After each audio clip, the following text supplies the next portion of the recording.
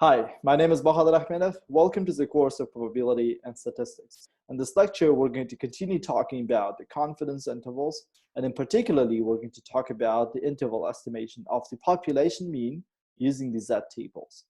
So if you remember last time, we are talking about the big objective. It is the estimating the population parameters. So I would like to know, hey, what is the mean of the population, for example? And the easiest way to do this is to choose a small sample, just a part of the population, calculate its numerical value property, and just say, hey, this is going to be my estimate for the population, right? For example, whenever we would like to estimate the population mean, we can just take a sample and calculate its mean.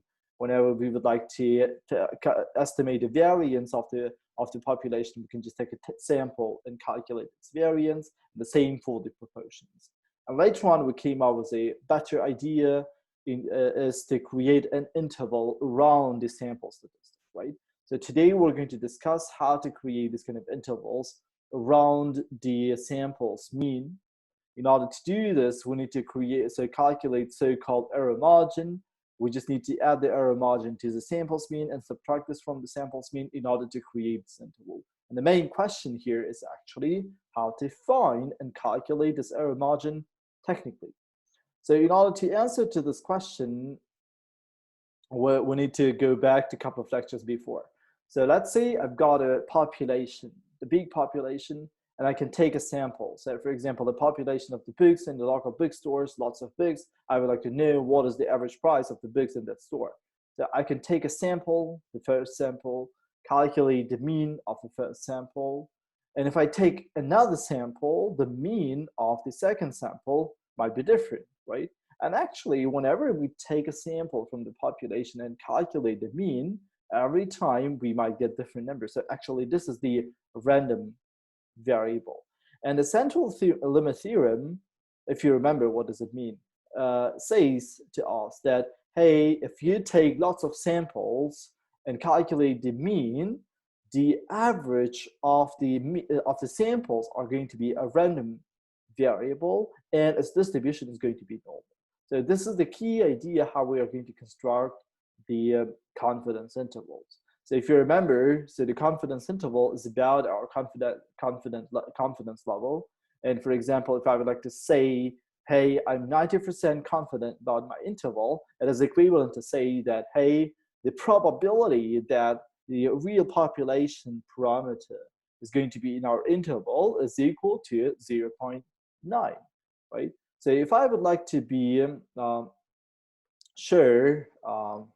I would like to be confident that my population parameter is going to be in that interval with 90%, then I would like to be sure that that this mean is going to be in this interval, right? So in this interval, in the middle under the standard normal distribution curve, where the area of this middle part is going to be equivalent to our confidence level. So if I would like to be confident for 90%, for example, then this area in the middle is going to be equal to the 0.9. And we are interested to find those two critical points and use them in order to calculate the error margin. So well, if you don't remember how to calculate the critical points exactly, you just need to go to our video where we calculate the critical points using the Z-tables. So for example, if the confidence level is equal to the 90%, it means that probability that the population mean is going to be in our confidence interval is equal to 0.9, okay? So the area in the middle under the standard normal distribution curve should be equal to 0.9, and I'm interested to find the critical points. So if the area in the middle is equal to the 90%, then the areas on the tails should be per 5% each, right? So that the total area under the normal distribution curve is equal to 1. Or we can find this using the formula, say 1 minus C over T, it's going to give us the area in 1 in both of the tails. So since this curve is symmetric, then the areas on the tails are going to be the same. So I can calculate the area on the right tail as well. So it's going to be 0.05, so that the total area is equal to the 1. So now I've just defined one of the critical points, for example, the positive one. So in order to find this critical point, we need to use the standard normal distributions table or the Z table. So if you remember, the Z table is going to tell me the areas until some critical points or until some Z points. So in this case, I know the area, but I don't know the Z point. So I basically need to find the value of the Z so that the area until that Z is equal to the 0.95, right? So 0.95 is going to be the sum of this area in the middle plus this area on the tail. But in general, you need to find this by adding the confidence level C to the 1 and dividing this to the 2. Basically, in this case, it's going to be 1 plus 0.9 over 2. It's going to be 0.95. So in order to find this critical point, again, we need to use we need to use the table. So here is the Z table. So inside the Z table, you can see lots of values here, right? So you need to find the area, the value of the area, which is closest to the 0.95. For example, this might be the close enough, right? 0.94, 95. And then we need to find the corresponding Z point. So the corresponding Z point is going to be 1.64. So basically, phi of 1.64 is equal to the 0.9495. So our critical point is going to be equal to the 1.64. So once we've calculated the critical point, we are going to calculate the error margin by just multiplying the critical point to the sigma, the standard deviation of the population, and divide this to the square root of n, which is the sample size. So once you calculate the error margin, you're just going to add this to the samples mean and subtract this from the samples mean. And this is going to create the interval for estimating the population mean.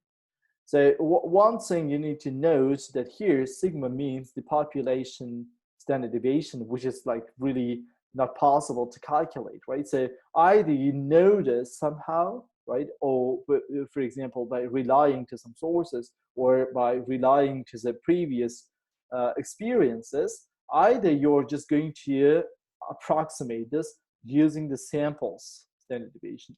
You take a sample, you calculate the mean, you calculate the standard deviation, and say, okay, so my sample standard deviation is going to be equal to the population standard deviation. So in this case, you need to know that the sample size should be more than 30. Only in this case, we can just approximate the population standard deviation using the sample standard deviation.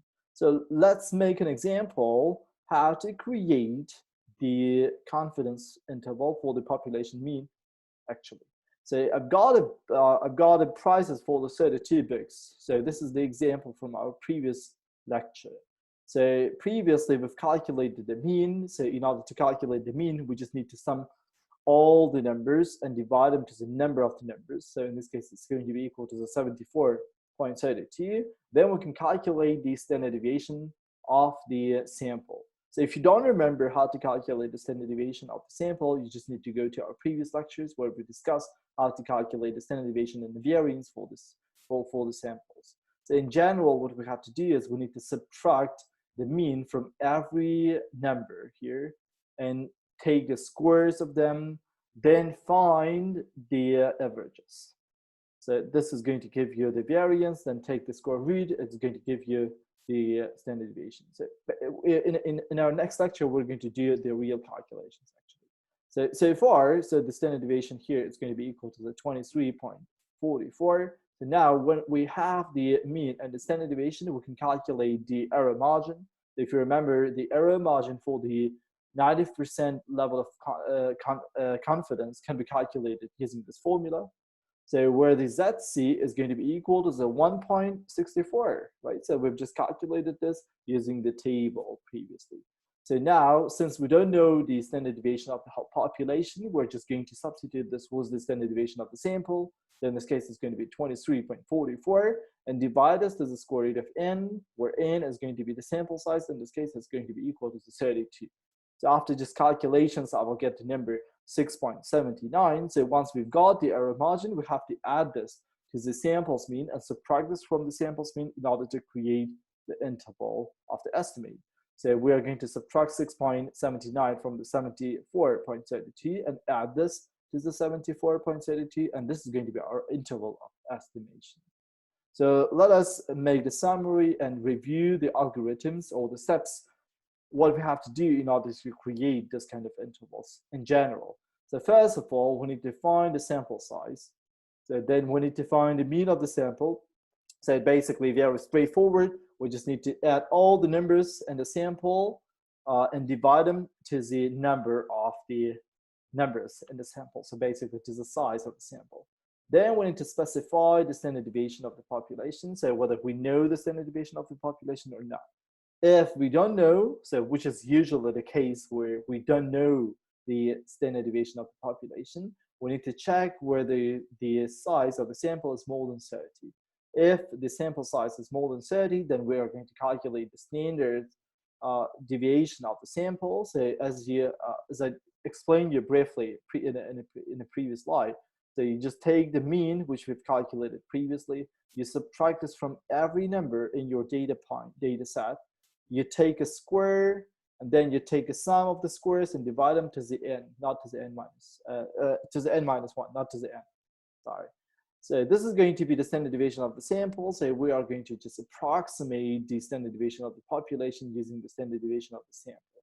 So point number 5, step number 5 is we need to find the critical points depending on the level of confidence.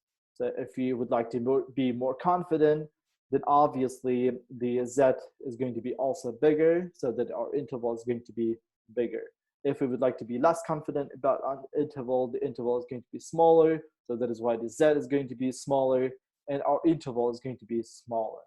So step number 6, we need to calculate the error margin, right? So the error margin is going to be equal to the Z times sigma over square root of n. If you don't know the sigma, you just need to substitute the sigma with the S. So once we've calculated everything, we are going to construct the confidence interval. So this is going to be done by subtracting the error margin from the sample's mean and adding the error margin to the sample's mean. So in our next video lectures, we're going to discuss how to construct the population, the confidence interval for the other parameters of the population.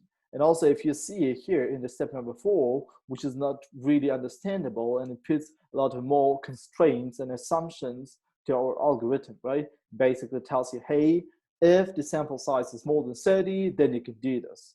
And the question is, if the sample size is less than 30, what to do in this case? So in our next lecture, we're going to discuss how to construct the confidence interval if the sample size is less than 30.